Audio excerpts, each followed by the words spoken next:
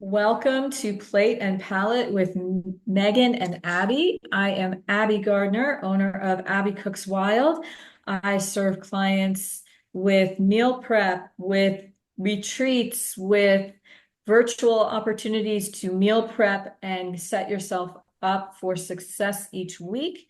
I am so excited to be here, and we are going to be diving in today about calorie control and nutrient density. So I'm going to turn it over to Megan and let her get the ball rolling for us. Awesome. Sounds good, Abby. I am Megan McGee. I am a registered dietetic tech and certified mind body eating coach. My practice is Nourish Nutrition Consulting. I specialize in working with clients who have had a health diagnosis or health change, especially things like autoimmune conditions, menopause, any diagnosis where we're looking to get our health back on track. And I am so excited to be here and continue in our journey around food foundations. Over the last several weeks, we've been trying to really break the conversation down, stepping back into the basics around food, and how we eat, and just those simpler concepts. There's so much conversation out in the world around food and nutrition, and it gets really noisy. So breaking it down to understand why things are the way they are or what it all means. That's kind of our plan these days. So yes, today we are talking nutrient density versus calorie control. I have been in practice since 2005, so a few years. And, when I went to school for nutrition, I was very much taught that, especially around the conversation of weight or weight management, that it's black and white, a calorie control conversation. In order to lose weight, you need to decrease your calories. It's one of the biggest concepts that we were taught in school. I believe there's more to that conversation. And I think there's a lot of conflict, even out in the world and in the media, potentially around this conversation. What's more important? Nutrient density, calorie control. How do we make sense of it all? From a calorie control conversation, I do think we need to be mindful of how much we're eating. Yes, we have very much moved into a super size me culture. We want, you know, 32 more ounces of soda for 25 cents more, and bigger is better. Again, I do think being mindful around portions and the amount, therefore, of calories we're consuming is something we need to think about. And also, even from our activity level, if I am a desk jockey and I sit at my desk for 8 hours a day, I might not need the same caloric content as maybe somebody who does construction and they're physical all day long. There is a conversation then to think about in regards to the caloric load. But in mainstream world, again, we've really leaned into black and white. It's just about calories. You decrease your calories, and that's the magic rule.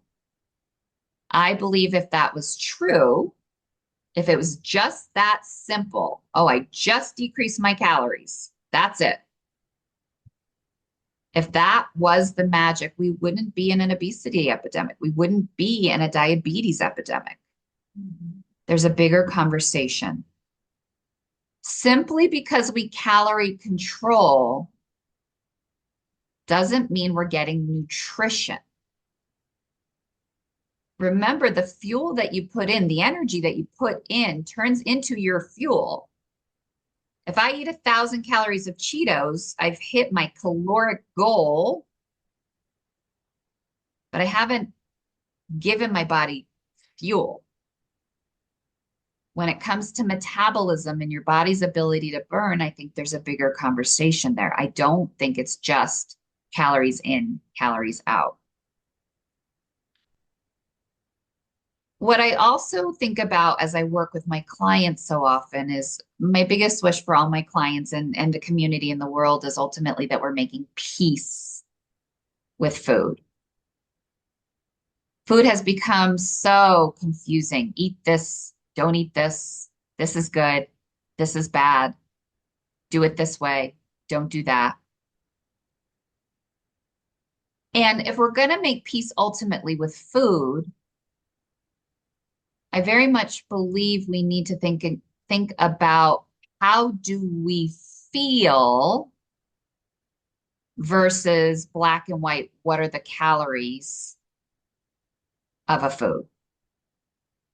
Most mainstream diets, it doesn't matter what diet you think about, it is very much a black and white. Again, eat these foods, don't eat these foods, restrict your calories, only eat this many points, whatever it is. I can't tell you how many clients come to me feeling very defeated of I am doing those things and either I'm not losing weight or maintaining my weight or I don't feel good. I always want to empower my clients to take control back with food. And instead of giving our power to the food or the diet, I always want to bring the power back to us. How do these foods work in my body? If I eat blank, it doesn't matter what it is. Do I have energy? Do I have brain power? Do I feel light in my belly? Do I feel good? Do I eat blank? Again, it doesn't matter what it is, and I'm lethargic and I have brain fog and I want to take a nap and my belly's upset. I don't care if that food is healthy.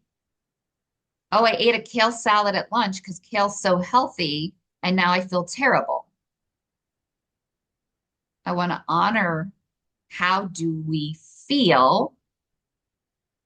And so much of the work I do with my clients is if we are eating based on what our body's wisdom is or our body feedback is, I think it allows us to think about food not just from a caloric conversation, but stepping back even into more nutrient density and engaging in our bodies in the way that is right for our bodies as an individual.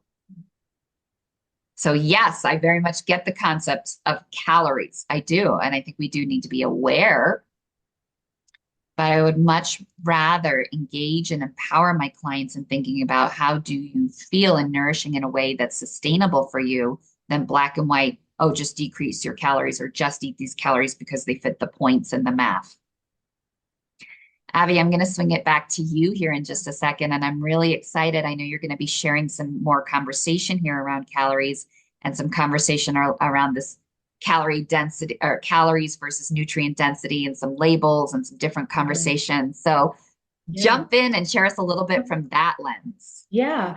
Well, I just kind of want to make an analogy here too, because you've been talking about getting in tune with your body when you're eating a food or a combination of foods and how you feel 45 minutes to an hour after you've consumed said foods, right? So I'm thinking about making this analogy around like people who don't weigh themselves but use their clothes as a guideline as to how their clothes, how what their weight is, right? Mm-hmm, If my mm-hmm, clothes fit and I'm feeling good in them, super. But if I am super bloated or whatever, my clothes are tight or whatever. So it's the same kind of mm-hmm. concept.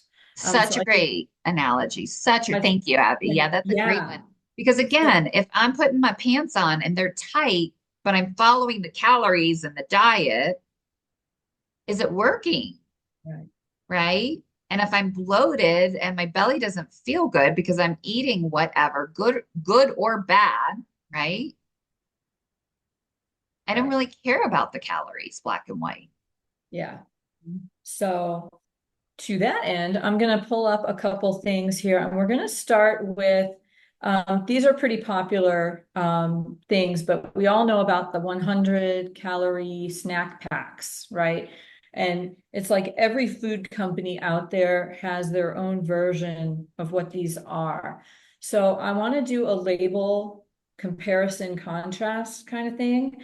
Um, to speak to that. So we're going to start with like Nabisco because Popular one. you Yeah. can't go to a store and go down Oh, like yeah. the snack aisle and not see those, right? So like your Barnum's Animal Crackers, your Chips Ahoy, your Mhm. Teddy Grahams, your Oreos, whatever Right. you want to call it. And so I don't know, you can't see this yet, Not right? yet. Okay, hold on. Sorry, I need to That's okay. up my Zoom game. Okay. Um, And Abby, I love that you're pulling up some labels so we can really lean into it because as we're all trying to be more smart shoppers, it's really yeah, confusing. it And, is. when we hear, oh, this is healthy, well, what does it really mean? And who's saying it's healthy, right? Right. Right.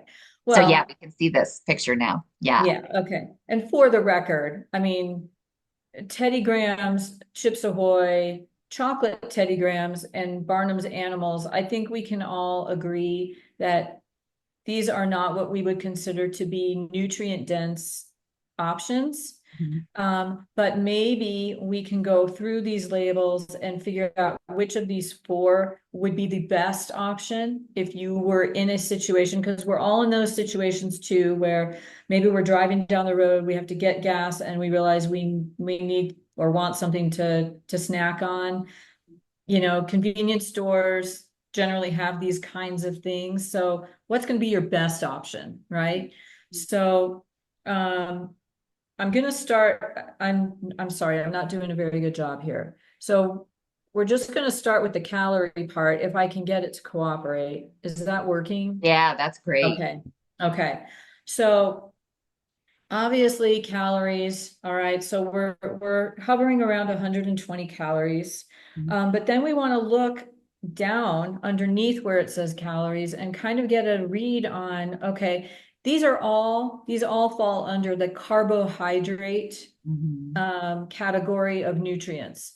So when we're looking at that line, total carbohydrate, the honey Teddy Grahams have 21 grams of carbohydrate. Your Chips Ahoy have 19. Your chocolate Teddy Grahams, which I have to admit, those are my vice. I love those. And I've had to give them up, but 21 grams of carbs, and then your Barnum animal crackers have 22. So if we're just going strictly Mhm. by carb, then your Chips Ahoy, surprisingly, are going to be your Mhm. better option. However, if we scroll down to where it says protein, because we're going to go to the bottom, um, you know, the ones with the most protein are going to have a little bit more oomph to them. Obviously, the Chips Ahoy are the loser in that category. And now I want to go back up to sugars. And this is really what you want to pay attention to when you're looking at a carbohydrate count on a label. Look at the sugars. These are all hovering right around 7 grams of sugar. And that's a significant amount of the calorie count that you're looking at here. So I'm going to go off the rails and I need to reel myself back in for a minute. Um, so, 7 grams of sugar is that's where most of your calories are coming from when you're eating 120 of these calories. And those aren't sugars that are your honeys, your maple syrups, your natural sugars. These are added processed sugars, which isn't surprising given that we are talking about four types of processed snacks, right? That you can get at any grocery store, gas station, convenience store, name it, you name it. So if I was in a position where I had to choose one of these four, and I was basing it solely on, if we want to call it nutrient density, Mhm. based on what I'm seeing here on the label, they're all pretty equal in offensiveness. Mhm. If do you agree, Megan? Mhm. Like, Yeah, yeah. so I would just go with what sounds good. Um, uh, yeah. Um, So I don't know. I feel like I have muddied the water more than I have made anything clearer. So if you have questions about any of that, let us know and we will answer them. I am going to go off tangent here just for a second because this is just bugging me. But if you want to figure out how much of a nutrient is actually like what percent of the calories are coming from a specific nutrient, there is a formula that you can use to do that. So I'm just going to quickly, I'm not going to share it, but I'm just going to quickly going back to the sugars. There are 4 calories in every gram of sugar that we consume, and that goes for protein as well. 4 grams, 4 calories. So if you multiply 4 times 7 for the sugars, that's 28 grams, and you divide that by 120, that's going to give you the percentage of sugar It's that's in about a that third. 120, Yeah. Yeah. which is a lot of sugar. That's, oh, I'll just do the math because Yeah. I've already gone down the path. Yeah. I'm to completion. There you go. A little nod to our friend Connie Kircher if she's watching this. We love you. Um, so 28 divided by 120, 20% sugar Yeah. that you're eating. Okay. So that's just something to think about. So Yeah. now I'm going to switch to, Hey, Abby, before you switch gears, yeah, can you pull up in the screen, is there the actual ingredients of this? Is it probably. listed on here, the Let me ingredients? see. Let me see what I can do here. I'm going to unshare. Okay.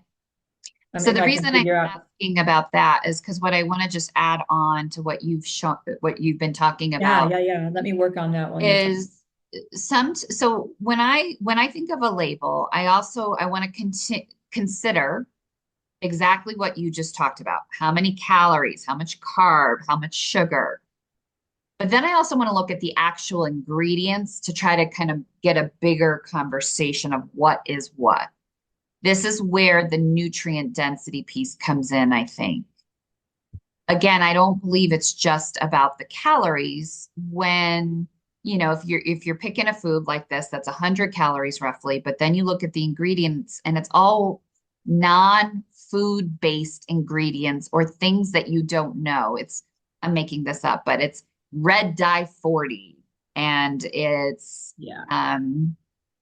guar I've got the gum. label here. Yeah, and it's all these different fillers, if you will, right? So this is great. Yeah, perfect. Just like that. So when you look at the actual ingredients, that is where I put so much energy too. So again, I like to think about it in that whole lens of not just Yeah. the numbers or the values in that way, but is it a food based? And that's what I think of, right? That's a great question to ask. Is this physical food?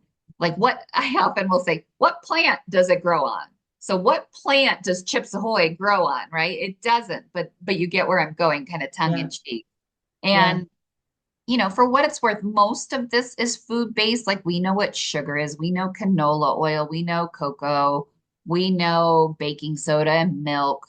But especially as we're getting into the natural and artificial flavor, the caramel coloring, um, you know, there's also multiple forms of sugar in here. So from fructose, um, let's see, Sorry, I'm messing with that's you. I'll okay. leave it As alone. you pull that back up, yeah. Yeah. Cool. There we go. So we've got dextrose, we've got honey, we've got um la la la. There was a few sugar itself. We've got, all these different forms of sugar in there. Um, and so this is, I think, a big part of this conversation. What are your actual ingredients? Is it food? Do you know what tree it grows on, right? Like, is it a true food or is it manufactured? And I think that's the essence of partly what we're trying to get into with this in regards to nutrient density. Yeah, it's 120 calories, but it's a bunch of really processed foods and high sugar component with it. Right. There's Mhm. not a whole lot in here. There's a term called empty calories. And I A would great call, one. this would fall into that category. Right. Yeah. Yeah. Thank you. Thanks for switching Yeah. over. Yeah, Yeah. no problem. All right. So I'm going to stop the share and then I'm going Okay. to pull up the next thing, assuming that I can, gosh, I need to Hold on. Here we go. Okay, so this is a contrast to what we were just talking about. Can you see that? Yeah, we sure can. Okay, so the little 100 calorie snack packs of Emerald almonds, which you can also find in the snack aisle. They're usually with the, yeah, you usually find those with like the peanuts and all Yeah, that kind of nuts and stuff. seeds. Yep, the Um, peanuts. Yep. so this is an example of a more nutrient dense food option, snack option, grab and go kind of thing. So I'll go ahead and pull up the label, and you can see right away that there is a significant difference in the macros, right? 9 grams of fat, we've got 4 grams of carbs, we've even got some fiber in there, Mhm. and 4 grams of protein. So right away, you know that this is a much more nutrient dense option. And Mhm. if you scroll down, I don't even know if there's an ingredient list on here because the only ingredient that is going to be is almonds. Almonds. Yeah, Yep. absolutely. So Mhm. um, you're getting calcium, you're getting iron. There's very little sugar. Mhm. And I want to speak to the fat for a minute because you had mentioned earlier in the conversation, Megan, that, back in the 80s, you know, it was all about calories and all that. And No then fat, no fat. they got on a bandwagon around fat and really demonized fat. And we now know that they were wrong. Yeah. Um, But if you are a child of the 80s, think back to what the grocery snack shelves looked like back then. Everything had a no fat, low fat option. Snack wells.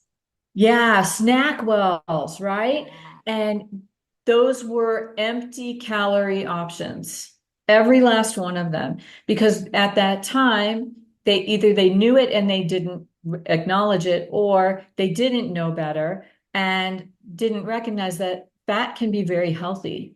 And it is an important component. They're doing all kinds of research around Alzheimer's and Parkinson's, and it's all coming down to fat. Mhm. Yeah. So it's important. These are good fats, Mhm. all of them. And so, it's okay to have some nuts as a snack. You'll be surprised just by having a handful how full you get Yeah. because of the fat content. It is necessary and it fills you up and it satiates you. So Megan, was there anything else on this label that you wanted me to touch on? I feel like I'm No, bouncing. that was great, Abby. And I'll just add a couple of things. So again, if Yeah. you're comparing to our 100 calorie packs that you just showed, the Nabisco, things Hmm. that I see significantly. Number one, there's no added sugar. So it's the intact sugar when it says less than 1 gram. It is, our last label had 1 to 2 grams of protein. This is 4 grams of protein. And you're right, the fat is it brings on satiety, that feeling of fullness. And I will tell you, I have so many clients who tell me that because they've been in diet culture, they avoid nuts because they're high calorie and that would be bad. Again, the nutrient density is a different conversation. This is an intact food. The ingredient is almonds. It is a fat that your body needs. It's going to give you some protein. It's going to help you feel fuller. It's going to keep your brain working. This It is a grows on hundred, a tree. yeah. This is 100 calories that your body knows what to do with it. Your body knows how to burn with it. I don't care that it has a little bit more fat compared to my Nabisco cookies, right? Your body knows what to do with this information. It is cellular information.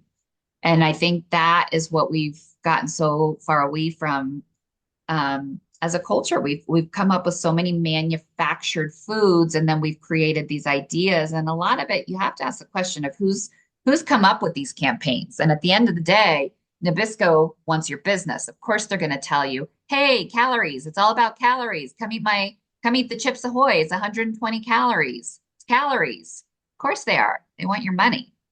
They're not in it for your health. And Mhm. so again, how do you feel? I can tell you if I eat the 100-calorie pack, I'm going to be hungry. I'm also going to be more lethargic, especially if it's 3 in the afternoon. If I eat the pack of almonds, I'm going to feel full, I'm going to feel satisfied, and I'm going to have brain power. So, how do you feel? I think that's also a lens we need to put in this conversation of whether we're considering just calories, nutrient density, all of it. But again, what does your body tell you? It's really, really important. Yeah. Awesome. Well, Yeah. Abby, thank you for those visuals and thanks for sharing some of that information. My And pleasure.